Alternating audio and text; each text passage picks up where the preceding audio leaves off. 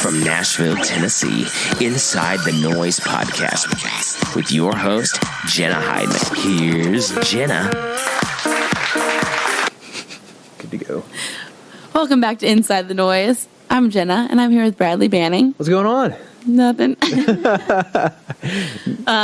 So each week on Inside The Noize, we start out by making some noise about something good that happened this week. I love that. So, you just say something good, and we clap. Well, you know what? Has anybody ever asked you? Yeah, we share each week, too. Oh, so you're going to share, too? Yeah, I'll tell you something good. Okay. For me, I've got my second single out right now in Texas on the Texas charts, and we just broke top 50 in week 9, which is a whole lot further than my first single was at this point on the chart. And so I'm pretty excited about that. That's a good indication of where it'll end up at the end of its run. So Yeah. I'm excited about that. Claps for me, I guess, right? Claps for my radio team, Tammy Millspaw. That's who the claps are for. But yeah. So what about you? That's awesome. I just got back from a week-long boating trip with my family. I'm just really happy about it. Yeah. It was 7 days with no work. I was in the sun every day. My face and nose are peeling now. I'm really sunburnt. But other than that, it was a really good trip. What lake? Lake Shelbyville in Illinois. Nice. And then I went wakeboarding. Have you ever been wakeboarding? It's embarrassing. Are you bad at it? I don't know. I don't know because I haven't tried in 10 years. Okay. But I was so humiliated because the first time I tried, I couldn't stand up. And my sister jumped up right away. I was 20 and she was 13. And I think it's easier when you're a kid. My little sister's really good. But I went the first day and the wake is we got a new boat and it's more made for wakeboarding and for Gotcha. skiing. And so when you go to jump the wake, you kind of get some air. And after that first fall I have of the year, I'm done. And I felt really I felt really hard face first, and I came up, my lip was bleeding. Oh. My face felt bruised, and I'm I'm not never done. mind. That's never it. mind. Yeah. So then after that, it's just kind of floating around. Gotcha. Yeah. Tubing? Tubing. We did go tubing. I love tubing. My dad thinks we're all too old for tubing, so we stopped buying. You're never too old for tubing. That's what we told him. So he stopped buying us tubes, and luckily one of his friends was on the lake with us, and he's like, I'm going to leave my tube for you guys. So we went, and we can only last about 30 minutes now. We used to go all day long. Yeah. But now it's just painful. Yeah. It's amazing how much energy you have when you're a kid, isn't it? I swear we used to go all day long, and I'm sure our parents hated us. Oh, I bet. I'm sure they were just get off the tube. Yeah. Just be done, please. Yeah, and now it's more we just kind of anchor and float around. Or your dad learned how to drive the boat, and he was like, I'll just run it really hard, and I'll throw them really far, and they'll hit it, and they'll be done earlier. And we just kept getting back on, though. Oh. Well. We always knew it was going to be bad when, my dad would be driving the boat, and he put his hat on backwards. And we know, this is it. We're going in. Yeah. That's it. That's funny. Well, that's good. Yeah. Time with your family is always good. It is good, yeah. I miss them because they're all home, and I'm in Nashville, so. Yeah. But it's good to see them. That's how I was for a long time. Now that I'm back in Texas, being 15 minutes from them is a whole lot better than 12 hours. Is your whole family there, siblings and? Yeah, my baby sister is there. She just got engaged. Congrats. So that's That's exciting. Yeah, it's nice to be there. Do you like the guy? Love him. He's awesome. Yeah. Yeah. Shout out to Brandon Waldrum. He's a really good guy. He's really good to my sister, and so she's there, and it's cool to spend that last year of her not being married. Yeah. Being able to be around for that. Because when I left, I moved to Nashville. She was 12 years old, and when I moved back, she was 22. When I moved to Texas, and so I missed 10 years of her life, and her That's being a crazy. teenager. Yeah. I always went back and saw her, but I wasn't there for everything. She had to go to all our baseball games, all our football games. And you didn't get to go to all hers in return. Yeah, we went to all her dance recitals up until 13. Yeah. I never got to see her perform as a Grapevine Philly on the drill team or anything like that. But, yeah, so it's cool to be back, and, my parents are there, and, we're all grown up now, so they're having a blast, and they're flying all sorts of places, and just, kind of like kids again. Yeah. And my brother's down in Austin, so I get to go down and see him every now and then, and hang out and go to rap festivals. I think I was telling you earlier, we go to rap shows and stuff because that's what he's into. And so yeah, it's just nice. I'm within a easy day drive of everybody down there, so it's good. So, funny confession about your sister. Mm-hmm. We listen to the same podcast. It's called Scrubbing In with Becca Tilley. Wait. Did she tell you this? No, and how do you know? Okay, I'm totally freaked out right now. What? Be freaked out. So there's a Facebook group for it. Okay. And it's like called like Scrubbing In with Becca Tilley. Becca Tilley was on The Bachelor. Okay. So she has her own podcast, and I started listening because my friend Courtney loves the podcast. Okay. And she loves Becca and Tanya. They host it. So I started listening to it, and I'm part of this Facebook group. So you see when people post. And one time she posted in the group, and she was like, "Hey guys, my brother's playing in Dallas." She's like, proud sister moment. If you guys, like, it was like, "Hey Texas ladies, if y'all are in the area, you should come and check him out." And some girl commented, "Oh, your brother is cute." Brielle Banning, I love you. That is my baby sister. It was a really cute post. And like, she's like, "I don't know if this is allowed in the group, but I'm just so proud. Like, go to my brother's show. He'll be in Dallas." It was really cute. Wow. That's really... I've got to get like emotional. I'm like, that's really sweet. It's like a group of all girls. It's like a really like girly podcast. Yeah. So it's like, but it was really cute of her to post. Wow. It was nice. That is really super sweet. That's funny. I don't have any. Like, made my day. Can we make that? Redo it? Yeah, make that my thing for the week. That's awesome. That's better than having top 50 songs on the charts right now. That's really cool. Wow. Yeah. Maybe I need to follow the podcast, or is it all girls? You know, there might be some guys in the group, but I feel like it's mostly girls. It's like maybe don't like go like. Did you say it's a Bachelor? Yeah, it's a girl from the. She was on The Bachelor. She was on one. She was the Bachelorette. Maybe. Okay. Or she got voted off one year. I don't know. Gotcha. I don't follow it that close. Like all my friends watch, so I get bits and pieces. But like, she's part of the Bachelor Nation. Gotcha. But is that like an actual thing, Bachelor Nation? Yes, it is. Okay. Ask your sister about it. Okay, I will. I will ask her about it. Yeah. Okay. Well, you said you're in Texas now. I'm in Texas, Fort Worth, Texas now. Okay. What?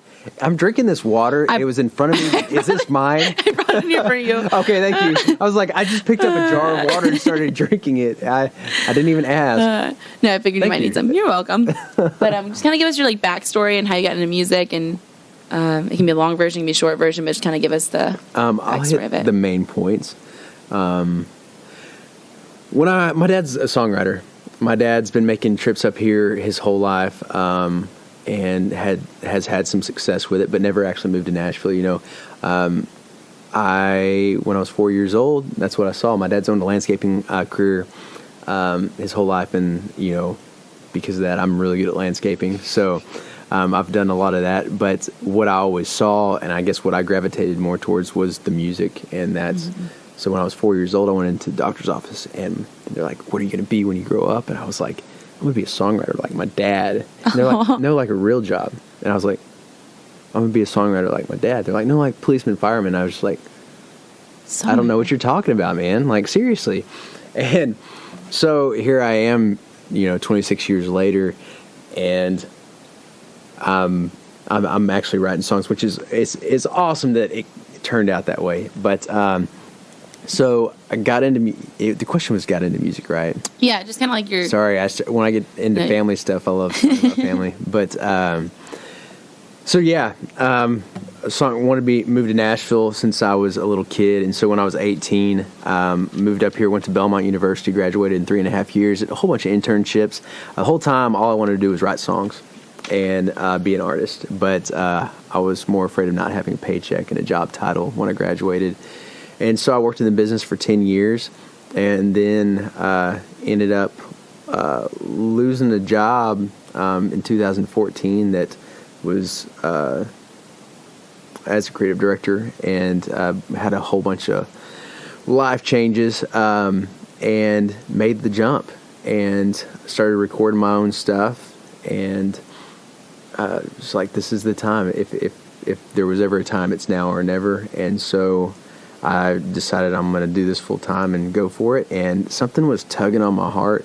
It was God tugging on my heart, just like getting me prepared. Because I remember about a year and a half before it happened, I was just like, I think I'm going to move back to Texas. Like, just like started preparing me for it. And I knew exactly when I was supposed to do it. And in June of 2016, I packed up all my stuff. I was on a house party tour for the next few weeks, and then I was in Canada with a band, Emerson Drive, tour managing for them in July. And I was like, well, in August 1st, I'm moving. And so I packed up all my stuff in June. August 1st, I came back and moved down to Texas, and things started rolling for me, and in a good way. And it's almost been 2 years now, and I would have thought 2 years later I would have been further. Yeah. Like in a sense of like, all right, the album will have been out by then. The album's not out yet. I've just released singles, but I'm further than I thought I would be. But it doesn't look the same, right? But I honestly, I don't think I've ever been happier in my life. I was about a month or so ago, I was talking to someone. I was like, it's really been in this year that something just switched for me, and I was like, I don't know that I was ever happy before. I like truly happy. Yeah. And I'm now like truly happy. You're just happy. Yeah, I'm just happy, and it's a whole lot different than I thought it was going to be. Like when you think happy, you think like just this overwhelming joy all the time, right? Mm-hmm. But it is like a strong and steady peace. Just happy to be alive, happy to be here right now, happy to be in Nashville. I don't have a whole lot to do this week. I'm stopping in Nashville in between legs of a small run with a band up in Canada, and I've got to go back up to Calgary this weekend. I'm just hanging out in Nashville, and I've got nothing to do, but I'm just happy. I don't know how to explain that. I'm just happy. But yeah, so that's kind of the short version of where I am and what's been going on in music. But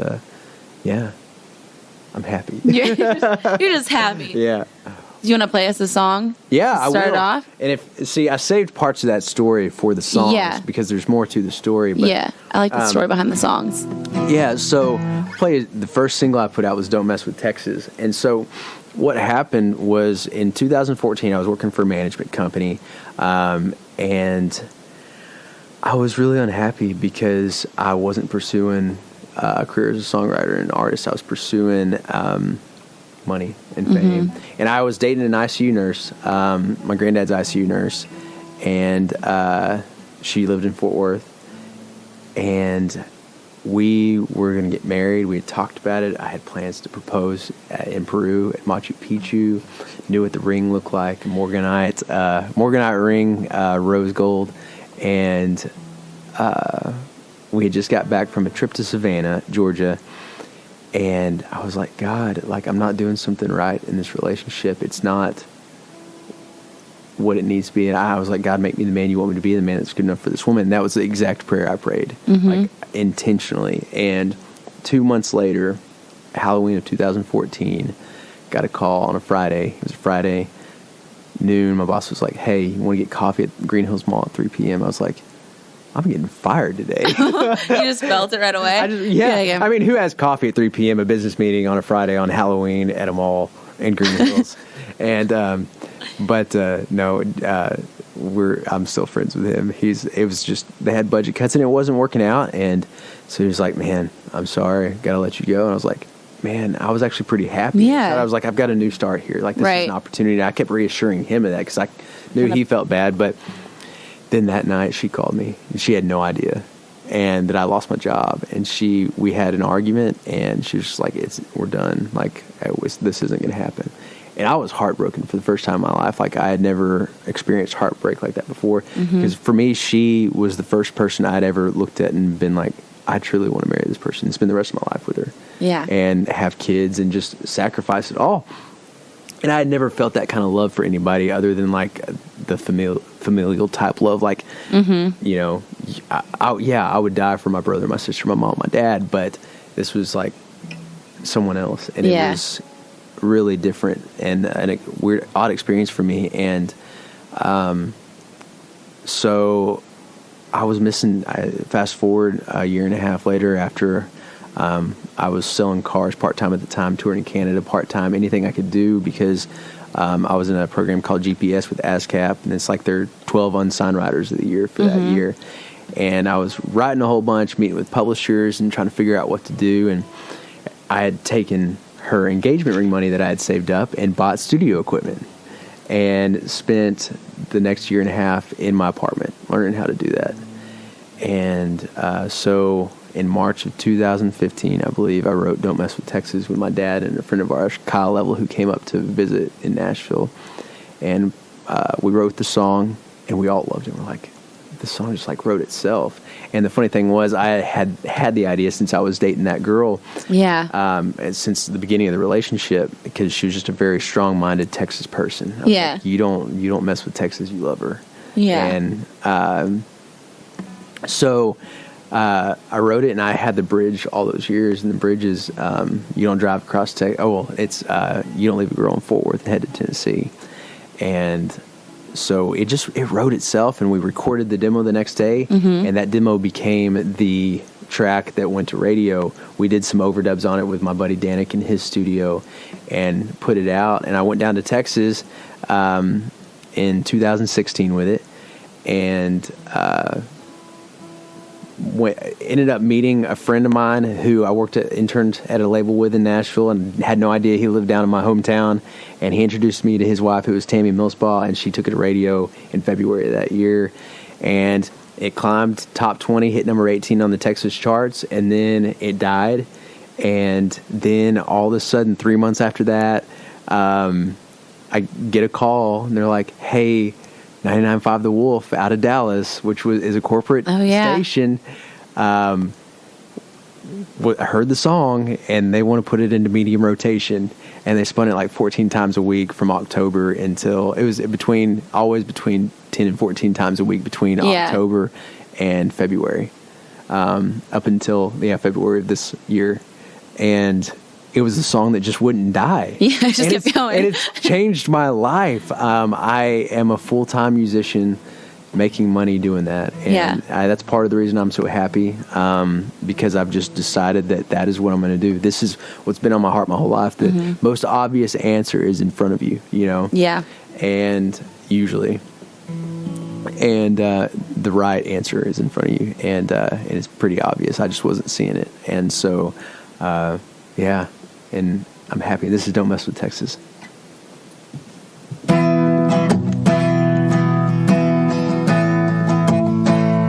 Well, you don't drive across Texas on a single tank of gas. You don't leave the Lone Star State without a wishing you were back. You don't go through San Antonio and forget the Alamo. You don't pick blue bonnets off the side of the road. You hold on to your license plates and hang them on the wall. You dance every chance you get with your girl at Green Hall. You take some time to spend a night down in Fredericksburg, but you don't mess with Texas. You love her. Well, you don't live in Austin if you ain't a little weird. You don't float the Guadalupe without a tube full of beer. You don't sing a Willie song if you can't sing it right. You don't touch a cowboy's hat you don't wanna fight. You hold on to your license plates and hang them on the wall. You dance every chance you get with your girl at Green Hall. You take some time and spend the night down in Fredericksburg, but you don't mess with Texas. You love her.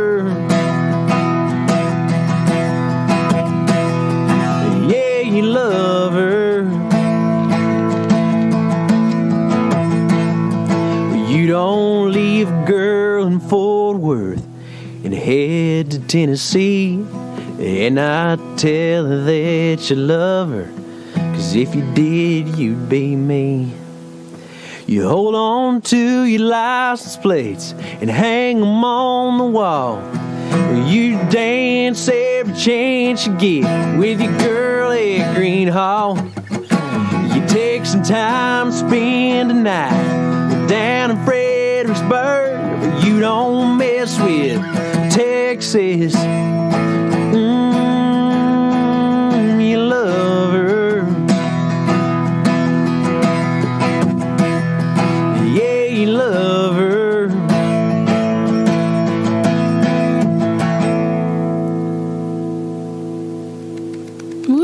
Thank you. Now, do you think this girl has ever heard this song? Oh, I know she has. She has. Yeah. Did you write it knowing, like, thinking she'd hear it, or like having hope that she'd hear it? I didn't write it thinking You didn't anything of it. Really. I didn't write it thinking I was going to go. This was going to be a song for me. I wrote it because I love the idea, and I'm first and foremost about the song. Like I fell in love with songs first. That's how everything started for me. But once it went to radio, yes, there was hope that she's going to hear this. Please, is she going to turn it up, or is she going to turn it off? Yeah, or is it going to make her mad? But I've found out through several sources that her and her friends know that it exists. So she's definitely has been 14,000 of your who knows? I just found out from a friend that she got engaged. Okay. So I don't know that she really cares. Yeah, she might not care. But I'm sure that she's heard it. Yeah. Yeah. So it's kind of funny too. That was the biggest heartbreak in my life, to be honest. And so it's cool how it's all just kind of come around, you know. Yeah. I think God uses us like that. He uses those really tough situations to bring beauty, because if you don't have suffering, you can't have beauty. Yeah. And because it's relative. And so that's how I use that situation to bring something beautiful out of it. Yeah. Yeah. I always think about what if my ex would write a song about me, how I'd feel about it. Oh, so you've got some exes that are songwriters. Uh-oh. Yeah. And I feel like I would know right away. Yeah. And I feel like my friends would all tell me and play it for all their friends. Well, am I going to end up playing more songs? Mm-hmm. Okay. Well, see, that'll lead into this, because I feel like every song I wrote pretty much for the last few years since that happened. Yeah. In some way was about her. I think Old Dominion has a song, I'm Still Writing Songs About You. I love that song. I do too. And it's so true. And you're like, why am I still writing songs? I think I finally wrote the final one the other day once I heard about the engagement. And I think that, I said I was happy. Yeah. I think that had a lot to do with it too. Like, just the way that my career is formed over the last few years, and then finding out that she was engaged. I was like, there was just this pressure that was taken off. You know? And, I mean, the thing is, you still have those feelings, and it still is ugh. Yeah. But it's, that was, I don't know, it took a lot of pressure off, which created a whole new realm for me to move into, to write. Yeah. About being happy. So you're opening a next chapter and that next story, because I guess your first songs are all about that story with her. And now you can move into the next one. Exactly. Which is really cool. Yeah, but it's going to reflect that. Yeah, but some of those songs got pretty specific, so she's going to know they're about her. And not in a bad way. I don't have anything against her. She's a beautiful person, and honestly, I haven't seen her in years, but it was a beautiful time in my life. And so, but she would know for sure that the songs were about her. And if I'll play the next song I'll play is the reason she'll know that they're about her, because it's very specific. It's a story that I haven't ever heard before, and so I was like, I have to write it. So you want me to play with it? Yeah. Okay. now I'm waiting for it. It's called Room 252. So the way I met her, I was actually dating another girl and in Nashville, and I knew we weren't, it was just a bad relationship, toxic. It's hard to date in Nashville. It really is. And it was just a toxic relationship for both of us. And we've become friends. And we don't hang out, but we're cordial. Yeah. And but I was dating her, and I just knew something wasn't right. And I got a call from my parents, hey, your granddad's going to pass away tomorrow. All of a sudden, he was fine. I was like, I talked to him yesterday. Yeah. And we were really close. And so I flew home the next morning, and my girlfriend here in Nashville at the time, and I had a fight on my way out, and I ended up meeting his ICU nurse. I was blown away. And I was like, whoa, I've never met anybody like this. Of course, I couldn't do anything about it because I'm not a cheater. Yeah. And I'm just not slimy. So I couldn't do anything about it, but I couldn't get this girl out of my head. Well, my granddad starts getting better the moment I get home to Texas, right? Yeah. And I meet this girl and blown away, and I don't get her number, nothing. I just kind of take it as, okay, yeah, I probably shouldn't be with this other girl if this is how I'm feeling. And so I went back to Nashville, and sure enough, the arguing didn't stop. So we were just both like, we're done. It was over. And I was like, well, I'm going to go back and see my granddad when he gets out of the hospital. So I went back because he was still in the hospital like a week later to Texas. And his nurse had been in California while I was in Nashville, and we got back at the same time. And I was like, I told myself, if I meet her again, I'm asking her out. So I asked her out in his ICU room. Like, everybody left the room. He's still in there. I told him I was going to do it. And it was like he was waiting for me to do that because he passed away the next day. Aww. And so, I asked her out, and we dated. And it was just immediate. We both, like, knew, like, you're the one, right? Yeah. And so things moved pretty quick. And then somewhere in the middle, I just I wasn't myself. I wasn't being honest with her about my faith, about, I was being honest, but I was just like afraid of losing her, I guess. And so I tried so hard not to lose her that I lost her. And, I wasn't writing songs full time. I wasn't pursuing the artist thing. I wasn't pursuing who I thought I was called to be. Mm-hmm. And, so that's how everything eventually started going. But it was a beautiful moment and beautiful story, and it was kind of the genesis of this change for me. And so I wrote a song called Room 252.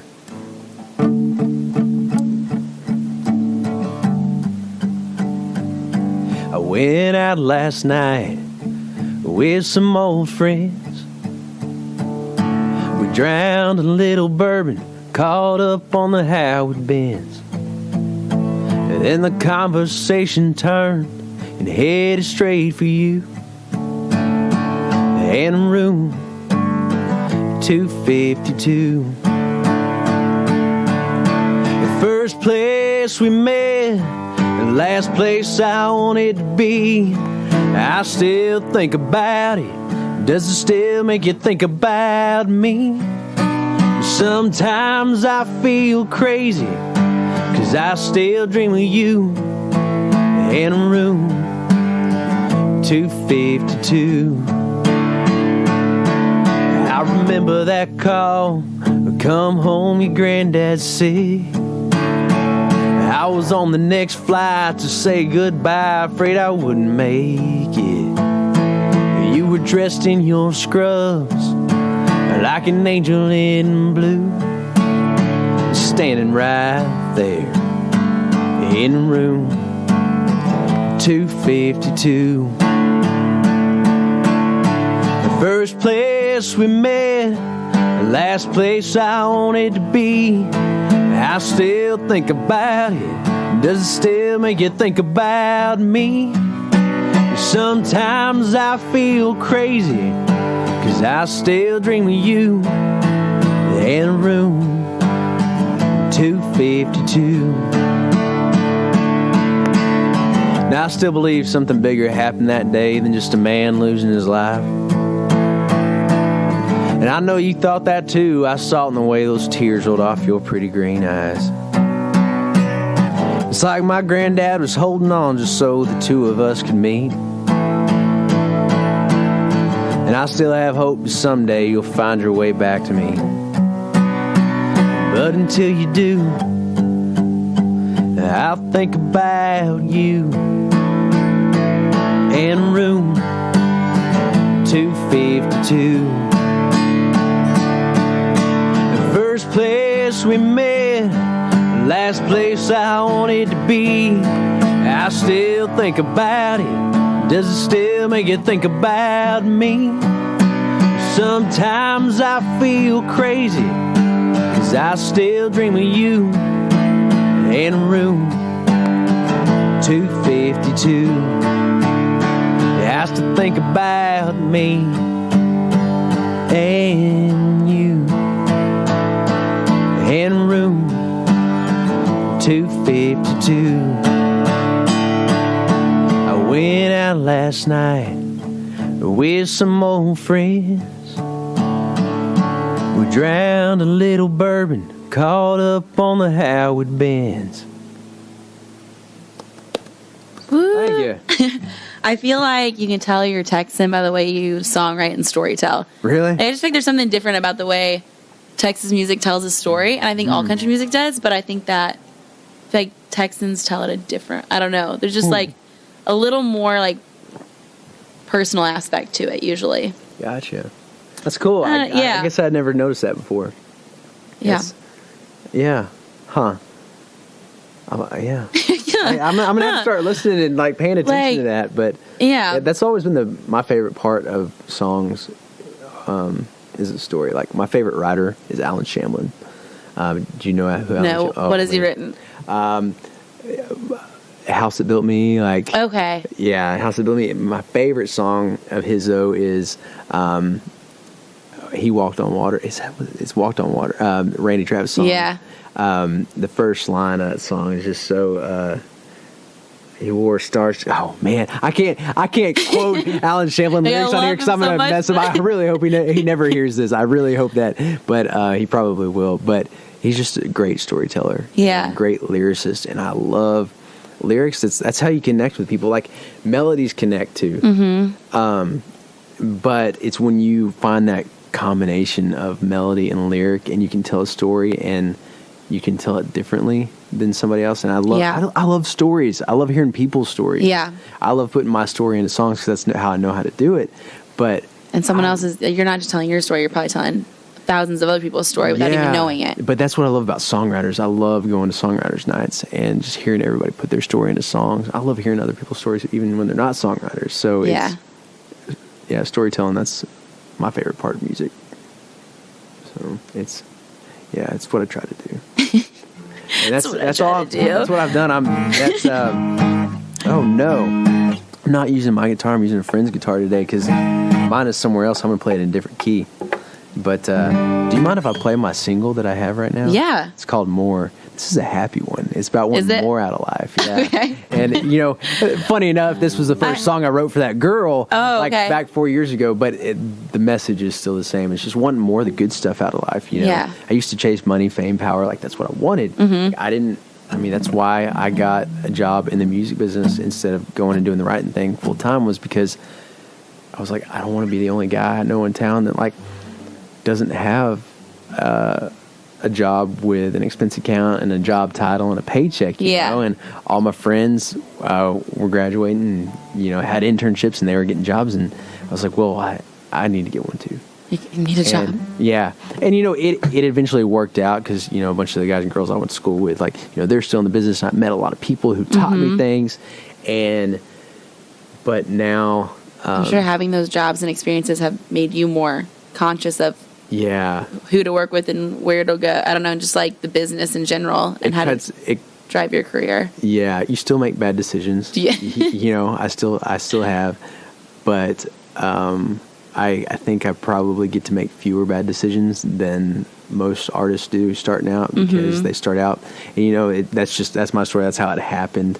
So, that's a blessing, but some other people learn it by making those bad mistakes, and that's a huge blessing for them too. But for me, it's been awesome to have experienced all that before making the jump.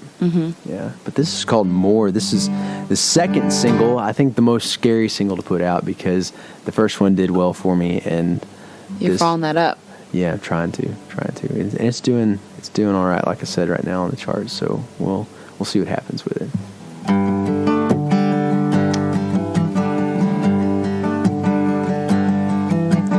Making up time, I'm barely making. Hammer down, throttle shaking. Lights on, I'm low on fuel, but got just enough to get to you. Been putting in the time, putting in the work, but it feels like I'm just putting dirt on my shirt. Breaking my back so my bank don't break.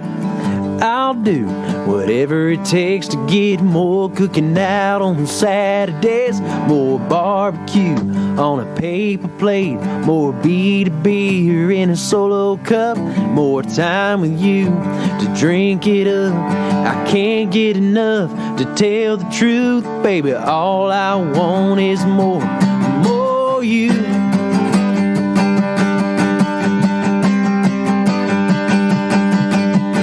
Back porch sitting, just looking at you.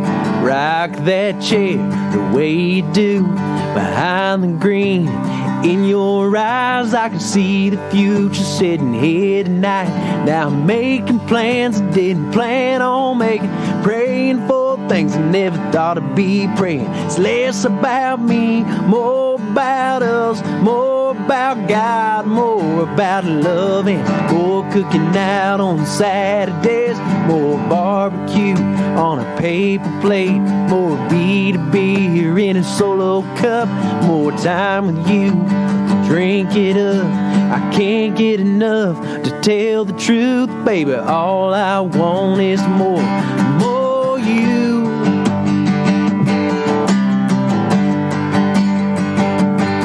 I wanna buy an old farm with an old oak tree, plant some roots and raise a family, a count of blessings on the stars at night, in a blacked out pepper sprayed southern sky.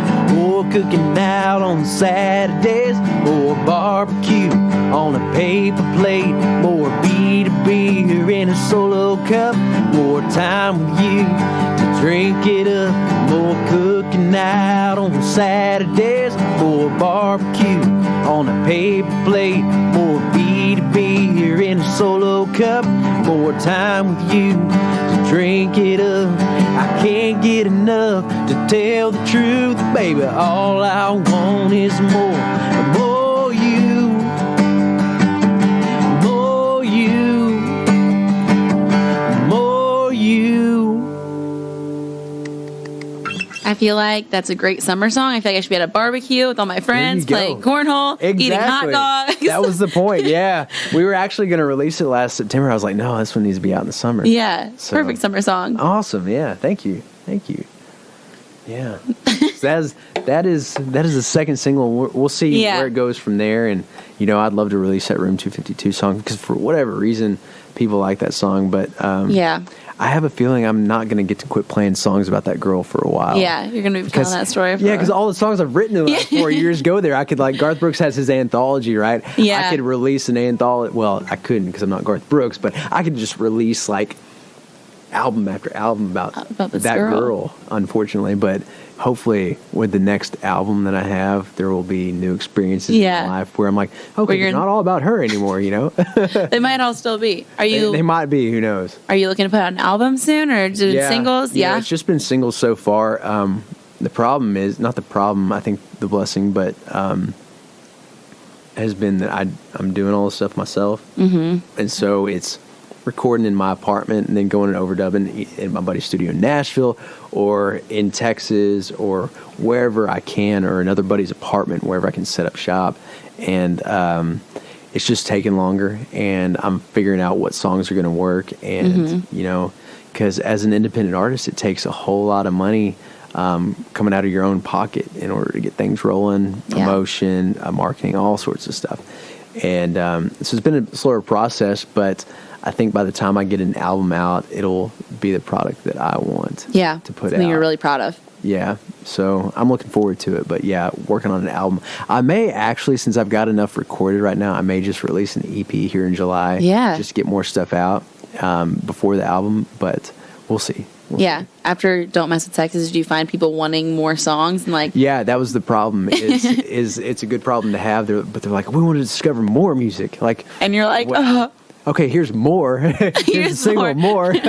But that that everybody wants music quicker these days. Mm-hmm. I mean, I remember going and getting Keith Urban's one of my favorites, right? He always was, especially going back to the Ranch album in 1997. That's one of my favorite all-time records. And so since then, every time he had an album out, I wanted to go get it. Yeah. and I looked forward to that. And it would happen like every 2 or 3 years. Right. And now, like, you so know, fast. some of the bigger artists are putting them out every 2 years. Yeah. But, you know, more and more you're seeing artists put them out every year, you know, or EPs every 6 months or something like that. Like a new single every month. Yeah. And so it's just trying to keep up with that. So I need to have more stuff getting out there. So, that's the goal. Hopefully here as the career builds, I'll be able to do that more and more as, you know, things are going better. Finances will you know, come in and make it possible. But, I'm looking forward to the album. I already have a title for it, though. Do you? Yeah, it's called Making It. But one of my best friends was Don Williams' opener for like 2 years. And so we got to play the song together on stage a few times. And it was a true story about him traveling behind Don's bus in his beat-up minivan and me sleeping on a blow-up mattress for a year and a half out of college to save up for a guitar and an amp. And it was just all a true story about trying to make it in the music business. Yeah. And so I think that's what it's going to be called. We'll see. I'm excited for it. Thank you. Me too. I am. Thank you. All right. So each time on the podcast, we do off-the-record confessions, where you confess something like embarrassing, weird. I mean, what do you want to know? Because like, I'm you very got embarrassing. more? I'm very embarrassing. One of my newest things. Okay. Okay. Because I've been doing a lot of flying recently. I absolutely love. I think it's the creative and maybe romantic part of your brain when you're a creative person. Like, yeah, I soundtrack my life sometimes. Okay. All right. So okay. I'll put my ears in and because it shuts all the rest of everything out. I can't hear anything on the plane, and I have a soundtrack for taking off on flights. Okay. And it changes up, and so like you sit there on the runway, and when you feel the jets like start up, like I hit play. And then I have a soundtrack as we take off. That's like my favorite thing to do. It like gets me really pumped up. What are some of the songs on it? Can you make this a public playlist? Yeah. Well, next time I fly, I can use it. Maybe I will. Yeah. Here's I want the to deal. experience this. Yeah. Here's the deal with that. Taking off only takes about 1 minute and 15 seconds. Yeah. Do you like skip through the songs? It's sad that I know that too. No. Okay. So it's only one song. You have to find that perfect song. Okay. It works for that 1 minute 15 seconds. Right? Okay. So right now, the one that I'm playing the most is Notion by Kings of Leon. Okay. Off their Only by the Night album. Is that what it's called? Yeah, I think it is. But it's Notion off of their album, and it's really good. You know what works? It's country. What? Stay a Little Longer works. Okay. By Brothers Osborne. And then Wake Up by Arcade Fire is a really good one. Okay. Those are the ones I can think of off the top of my head. I'll have to actually start keeping up with them because Notion's what I've been playing recently, and that's pretty awesome. Okay. It gets me really pumped up for the flight. Then once you're in the air, do you listen to just anything or? Yeah. Hold Back the River by James Bay. That one's really good. Yeah, it switches up. Okay. In the air, cause, a lot of introspective stuff. Yeah. Okay. I do. I need a flight playlist, don't I? I listen to a lot of sad songs when I'm on the plane. I don't know why. All my like airplane songs are like you're leaving. They're sad. Yeah. Maybe a little Haggard Silver Wings would be a good one to listen to. Yeah. Probably. But or Watching Airplanes by Gary That's Allen. the first one I thought of. Yeah. I was actually thinking of that song yesterday as we took off, but try it out. Yeah, that's kind of embarrassing.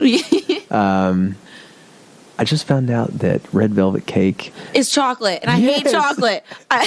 Wait, do you like red velvet? Yes. I am very. That's fantastic. Okay, so I'm in a Bible study, and we all we're bringing desserts one time, and some girl's like, "Oh, what do you like?" I'm like, "Well, I don't like chocolate, but I love red velvet." And like, red velvet is chocolate, and I'm like, "No, yeah, my dreams are crushed." I know. I don't know what it is. I guess it's the icing that makes the difference. Is it? I don't think it's chocolate though. I still don't fully believe it.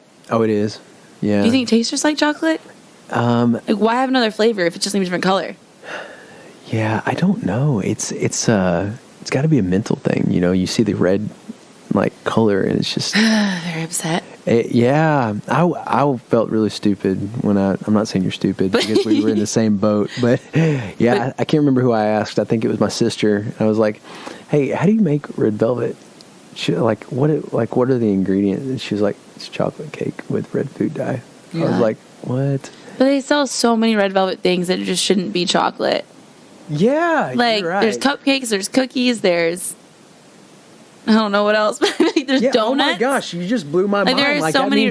That means we're eating red velvet. We're eating chocolate cookies. Like what's I don't understand the point, and I'm very upset about it because I love red velvet and I don't like chocolate that much. Like I don't. Maybe you do like chocolate. Maybe I do, but I never like just eat a chocolate cupcake. But I'll eat a red velvet cupcake. This leads to another confession, but it also makes me very sad. So you don't like Reese's? I love Reese's. Okay, here's the problem is that you actually like chocolate. I just don't like pink chocolate cupcakes or chocolate cake or chocolate cookie. Do you like vanilla cupcakes and vanilla cake? Yeah. You know who makes the best cakes? Who? You don't have like a cake sponsor or something, do you? No, but I need one. Okay. We can make that happen. If there's any cake sponsors out there, you need one. What was it? Oh my goodness. Sam's Club. Really? Sam's Club. Oh my goodness, their cakes are amazing. Okay, I need to go. Yeah, go to Sam's Club. I'm a big Gigi's cupcake fan. Gigi's is good. They had a lot of frosting, but they're good. They do. But do you like the red velvet? I do. Yeah. But now I don't. I've been crushed by it. Yeah. But yeah, Reese's are... This weekend I made s'mores. And have you ever made a s'more with Reese's? No, I have not. You're going to have to. Was that at the lake? Turn on your more song. Right, make some s'mores. I could have a parody called S'more. You should. I'll have S'more. But yeah, I love s'mores. And a weird thing, my dad has never had a s'more his whole life, and he refuses to eat one. What? I told him he's missing out on a lot of happiness. He hates sweets. So growing up, my dad always never ate anything sweet. Mm-hmm. I don't think I've ever seen him eat fruit or a vegetable either. It's like meat and potatoes and beer. Wow. Well, and so I mean, I think you live like that. Not bad. So now I think it's weird when guys eat sweets. Because for me, it was never a thing when I was a kid. That's funny. That's really funny. So if a guy is like obsessed with like cheesecake or cupcakes, I'm like, that's weird. That's really weird, dude. Like, what's the problem? You're not supposed to like sweets. Well, so you're gonna think I'm weird. One of my favorite things to do at Easter is go to the grocery store like 11 o'clock on Easter or like the next morning. Yeah. And get the Reese's Easter eggs. Those are good. Or the trees at Christmas. The trees are good, but I'll tell you, you know why they're different? Because this is my weird. You said a weird confession. Is because the peanut butter to chocolate ratio is different. Okay. And I've actually there's a chart out there that shows the peanut butter to chocolate ratio on these things. Did you create the chart? No, I did not create the chart. But the thing about the Reese's trees, they have those cuts in them. Yeah. So the chocolate is harder on those. So there's more chocolate. It doesn't crumble as well. Yeah, and it doesn't crumble as well when you eat it. So you like more peanut butter? I like more peanut butter, but on the smooth surface. Like that's why regular Reese's, I'm not a huge fan of. Have you tried the Reese's like the king size candy bar? It's like flat, and you break it off in like fours. That's what I put on my s'more instead of a cup because the cup's like a little too small now. I swear they've gotten smaller. I've got to find these because I've never had them before. It's like a little more chocolate than peanut butter, but it's all smooth and it's all flat. This is amazing. And you should make a s'more with it. Oh, man. If you like s'mores. I might have to go to the grocery store after this. Are they at the grocery store? Is this new? What is this? They're there. They're like in the candy aisle with like the big king-size candy bars. I thought those were just like cups. No. You gotta get the flat one that looks like a giant candy bar. No joke. Yeah. And it's a Reese's. It's a Reese's. Reese's brand Reese's. Yes. It's not off-brand. Okay. I didn't know this. No. That's gonna blow your mind. Yeah. Have you ever had the white chocolate Reese's? No. Not a fan. Not a fan? No, it's weird. Okay. Yeah. Are you a white chocolate fan? I do like white chocolate. I feel like you're lying about this chocolate thing. You actually like chocolates. I don't like... If you were giving me a chocolate cake, I probably wouldn't eat it. But I did a vanilla cake or a red velvet cake, but I wouldn't eat a chocolate. Well, it's just like too chocolatey. Next time I come in, if I bring a cake, I'll make sure it's red velvet or vanilla. So tell me this. Have you ever had a guy give you chocolates and you were just like, I hate chocolate? No, I don't think I have. Really? Yeah. Huh. That's sad. I'm sorry, I didn't mean to go there. So sad. Well, that's a good thing though. Well, that means they know you. Like yeah, there you go. So we're just hoping that's why. Yeah, But that's definitely why, right? Is That's I think so. Is it? Yeah. Huh. Interesting. Yeah. So, are you going to tell me anything embarrassing? Well, I don't know if I have anything. I confess every week, so I run out of things. But maybe you have a new listener this week that will know. That doesn't know. Yeah. Unless there's something. I hope they're all that from happened this Texas. last I hope all the weekend. listeners are from Texas, so I can go to Texas and be friends with them all. You like Texas, but you're from Illinois? I'm from Illinois. How did that start? That ex-boyfriend. Oh, I'm sorry. You got an ex-boyfriend in Texas. I did. Gotcha. And then I left Texas. But the thing is, like, we never went to Texas together. I went one time. He played a show. And this is going to give it away, but have you ever heard of Brownsville, Texas? Oh, yeah. Okay, so we played a show in Brownsville. Uh-huh. Never been before. Yeah. I don't think it's the best place to go. But I made my little sister drive from Illinois down to Tennessee. Wow. And we got in the car and drove all the way to Brownsville from Tennessee. That takes a while. Oh, it takes like 22 hours. Yeah. We picked up his friends in Houston and went down there to surprise him for a show because he was playing, and we decided to surprise him. And that's the only time I was in Texas with him. That's like a really far show to go to surprise someone. That was dedication. It was dedication. Like, I even called. You had to love that guy, didn't you? Yeah. Okay. But then I had to call his best friend. I loved his best friend, and we met his best friend's family. That's like the only thing that'll do that. Love's like crazy. It'll make you do stupid stuff. I feel bad for that's stupid. I feel bad for my little sister. I made her drive. I made her drive like 6 hours to get in my car to go another 22 hours, and she was all for it. That's awesome. But that was the first time we had Whataburger. So it was like a great memory for me and my little sister to experience Whataburger together. It was like 2 a.m. in like Whataburger. Texarkana, or is that? Yeah, that's the place. Yeah. That's like the first Whataburger across the Texas line. Yep. We drive from Nashville. Yeah. And so that was our first experience. What'd you get? The jalapeno burger. Oh, good. What do you get? That's what I get. Do you? Yeah, with cheese. Yeah. Have you had breakfast there? That's mostly what I have. Is breakfast there. Have you? No, I've never had breakfast there. But all my friends from Texas, when we go, tell me I need to go get like a honey butter chicken biscuit. Mm-hmm. Yep. That's and then it. The other thing, like, it's good. The thing about Whataburger is like that the breakfast starts at 11 p.m. 11 p.m. to 11 a.m. I think. So I could have it at night. That's really where the breakfast thing comes from. Oh, okay. And so yeah, you can have a milkshake and breakfast. How do you feel about the milkshakes? I like them. See, I had them one time, and I didn't enjoy them. I'm a huge Brahms fan. If you ever had Brahms is a Texas thing too. Well, I think they have it in Oklahoma as well. But so I like Brahms ice cream. Okay. But the fact how Whataburger works is that since you can have a honey butter chicken biscuit, you can have breakfast and a milkshake at the same time at night. And it's amazing. It's amazing, you know. And so I think that's where the breakfast thing comes in. And then of course you can customize your burger like crazy there. You can have both sides of the bun toasted if you want to. Can you? Yeah. I've just started doing that. Yeah, Ooh, with the jalapeno fancy. cheeseburger. I know. Very fancy. Have you have ever a button. stolen the number from Whataburger? Yes. I actually, Do you have when a my single collection? went, no, I don't. Oh. When my single went top 20, Whataburger gave me the number 20. Did they? Yeah. That's cool. Yeah, the Whataburger in Grapevine, Texas, next to the airport and mall. That's my home. That's where I grew up. I grew up in Hollyville, but I went to Grapevine High School, and so I'm in there a lot. And they know me too well there. They're good to me, but they know me way too well. Oh, they gave you the number. We stole a number one time, and I was so nervous that we were going to get caught. I was like panicking in Whataburger because I'm like the kind of person that can't lie, and I knew they knew I was doing something wrong. And are you not? You never do anything wrong. Did you grow up pretty like? I grew up very by like the book. Mm-hmm. Yeah, me too. In like grade school, people made fun of me because like. Why? My parents used to make us be home early, and like I had like a really early curfew. I guess my whole life, I just didn't realize it, and they'd make fun of me that I had to be home before the streetlights turned on. And I swear, like I lived in a town of like 500 people, and we had this street, and it was probably like it wasn't very long. It wasn't even a block, and my parents would only let us ride our bikes up and down the street where they could see us. So yeah, I was very like I probably started misbehaving like after high school. Gotcha, but. Stole the number, and then me and my friend Courtney, we broke it in half and made magnets for our fridge with it. So it's on my fridge now. That's pretty cool. Yeah. That's awesome. It was a cute little memory. That is. We went down to Texas last year for the 4th of July and drove from Nashville to Dallas, which went to the JFK Museum. Have you been there? I haven't. You haven't? I have not. You should go. I haven't. That's probably my first museum as an adult, and I really appreciated it. That's cool. It was great. It's funny. Like, it's like being in Nashville. You never do any of the tourist stuff. Yeah. Like when you live there. You know? Have you done any of the touristy stuff here?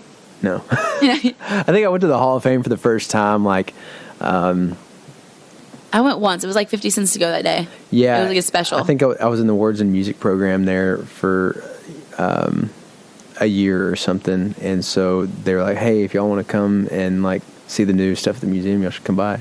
Or the Hall of Fame, you should come by. And I was like, okay. So I went. Okay. And it was great. It was cool, yeah. But I just I can't tell you any touristy stuff You've done I've here? done here or... Have you done a pedal tavern? I have not. Have you? I have. Really? So, is it fun? You know, it's not that fun. But like when you're on it with all your friends, it can be fun. Yeah. I got creative one year for CMA Fest. I was working with a smaller artist, and I put him on 8 pedal taverns in one day almost. Wow. Because That's pretty cool. That's he a was good the idea. DJ in the middle, handed out his CDs, handed out his koozies, That's awesome. and everyone from the pedal tavern ended up at his shows.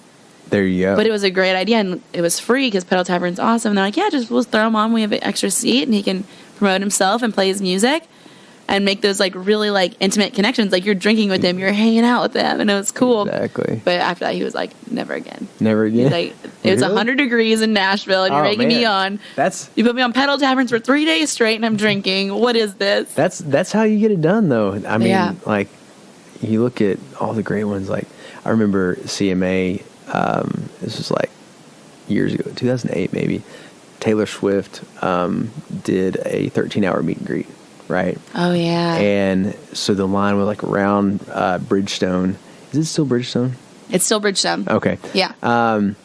And so it wasn't at the time, but they were wrapped around there, and she did the full 13 hours. She did however many hours straight. That's crazy. Took a 5-minute break to go into her bus, which was inside Bridgestone, in the middle of where the hockey rink is. Yeah. And went in, changed for 5 minutes, came out, did a 20-minute set, went back in for 5 minutes, changed again, came back out, and kept signing. And it turned it into like a 14.5-hour meet and greet. She signed everybody who was in line. Oh my gosh. Like, that's nuts. dedication. That's dedication. And that's like, those are going to be your fans forever after that. Like, yeah.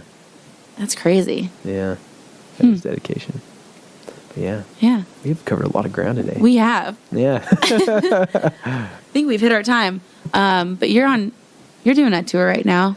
I am. It's a different kind of tour. I'm calling it the Drive Across Texas and More tour, because I'm in the Texas market, but there's a bunch of people outside of Texas who are asking me to come and play, and I'm like, yeah, absolutely. And the second single is More, and the first line of Don't Mess with Texas was, you don't drive across Texas on a single tank of gas. And so I have this tour, Drive Across Texas and More tour, and it's a house party tour. And I'm trying to book all my dates for the rest of the year that I have open for that tour.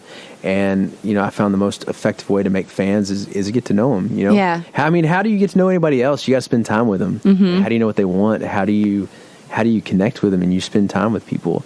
And so I needed a way that I could tell my story and share my story, share what God's done for me in my life, and share my songs. And I was like, how am I going to get to do that? Because, you know, you go out and you play these festivals or you play these venues, which are all great and everything, mm-hmm. but you have to play cover songs, which I still do during my house party show just for fun. But, you know, they don't get to know exactly who you are as an artist, whereas when you're right there in front of them at their house or in their backyard, you've got their attention, mm-hmm. as long as you can keep it and get them involved.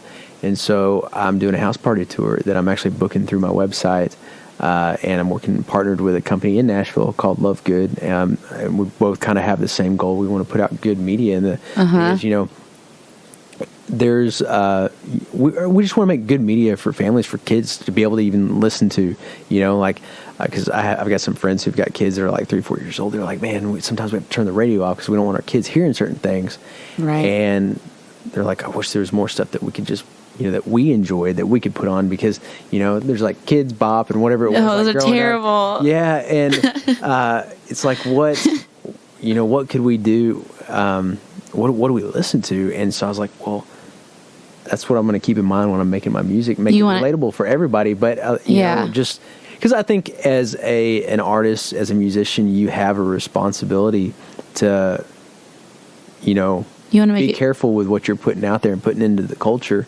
because you're essentially like, you're preaching what you're. It's kind of preaching. It's like what you're putting out there is what people are going to do. Right. And so I'm trying to be very conscious of that, and try to be the same person I am on stage as you would meet anywhere else, and that's what I want on my album too. And so that's what we're trying to do. That's what we're trying to do with they're trying to do with Love Good. What I'm trying to do with my tour is put good music out there available for families, and that's a way too that families are able to go to a concert, is by having it in their house, you know, and having all their friends over, because they can't afford to take their whole family out, you know. I mean, I know a lot of I have friends that, you know, keep having kids, and they're like, man, we just can't afford to get out there. So I'm doing that through bradleybanning.com, and you can go there and find the house party tab. I'm gonna go apply. Do it.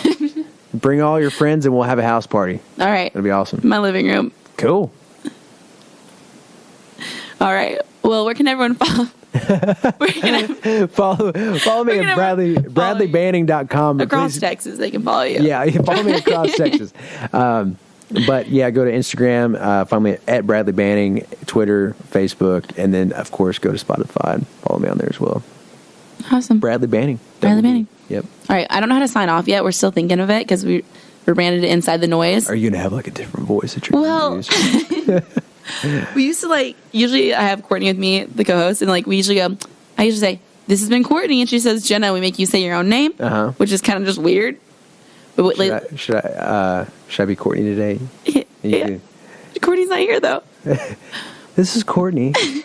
This is Courtney, and this is Jenna, and I'm Bradley Banning. And is that how we're going to sign off today? Yeah, no. And then we say, and there was no noise. Well, we'll just make how do we want to sign off, y'all? I mean, we could high five and make it really loud so everybody at home knows we're done. Yeah. No, I feel like you're going to hurt my hands. You look really forward to me. I was really excited about that high five. All right, well, I appreciate it. Seriously. What's a Texas sign off? We'll see y'all down the road. All right, that's good.